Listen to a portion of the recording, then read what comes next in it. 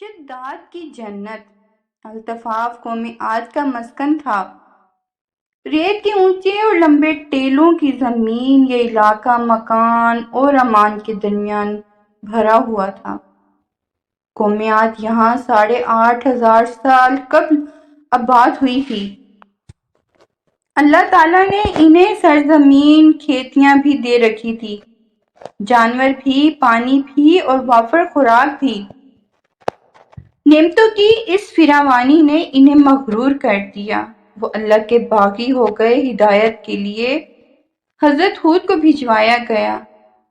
وہ انہیں تبلیغ کرنے لگے، لیکن قوم عاد نے ان کا مذاق اڑایا۔ وہ شرک سے پیچھے ہٹنے کے لیے راضی نہ ہوئے۔ شداد اس قوم کا بادشاہ تھا۔ یہ دو بھائی تھے۔ شدید وفات پا گیا تو شداد نے اقتدار سنبھال لیا۔ وہ ایک وسیع سلطنت کا حکمران تھا۔ شداد نے حضرت ہود سے پوچھا کہ میں اگر ایمان لے آؤں تو مجھے کیا فائدہ ہوگا؟ حضرت ہود نے فرمایا، تم پر جنت حلال ہو جائے گی۔ شداد نے پوچھا، جنت کیا ہے؟ حضرت ہود نے اسے جنت کا نقشہ بتایا۔ شداد نے دعویٰ کر دیا، یہ کیا بڑی بات ہے، میں بھی ایسی جنت بنا سکتا ہوں۔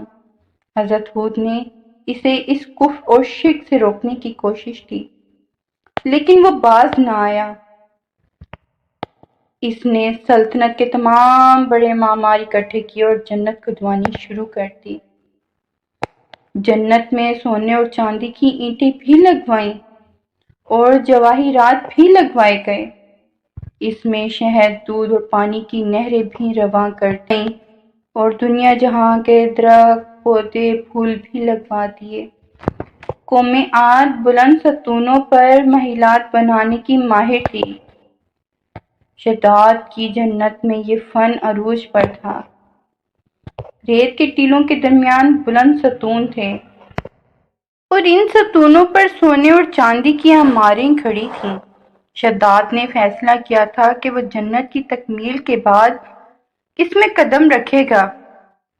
جب اسے جنت کی تکمیل کی اطلاع ملی تو وہ تیار ہوا اپنی فوج کے ہمراہ اپنی جنت کو دیکھنے کے لیے۔ جنت کے دروازے پر پہنچا ہی تھا، گھوڑے سے نیچے اترنے لگا۔ اس کا ایک پاؤں زمین پر اور دوسرا گھوڑے کی رکاب پر تھا کہ ملک الموت آ گیا۔ شداد نے اس سے صرف جنت میں قدم رکھنے کی مہلت مانگی، لیکن فرشتے کا جواب تھا کہ اللہ تعالیٰ کا حکم ہے کہ میں تمہیں تمہاری جنت میں قدم نہ رکھنے دوں۔ وہ بہت گڑ گڑایا، لیکن ملک الموت نے اس کی جان قبض کر لی اور زمین پر دوسرا قدم نہ رکھ سکا۔ شداد کی موت کے بعد حضرت جبرائیل امین نے چیخ ماری اور شداد کی پوری جنت زمین میں دھس کر غائب ہو گئی۔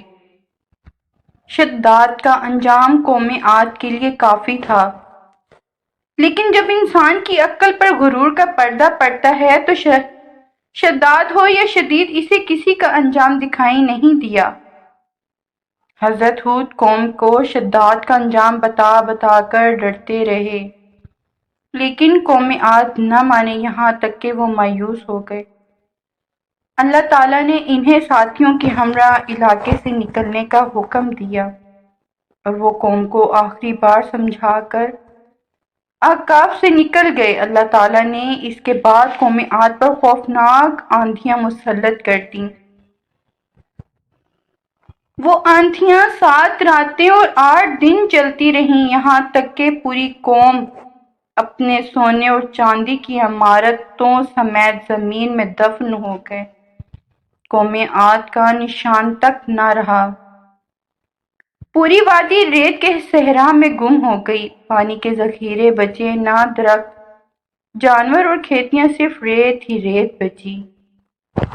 قوم عاد کے بعد عمود کا دور آئے۔ یہ لوگ موجودہ سعودی عرب کے علاقے مدائن صالح میں آباد ہوئے۔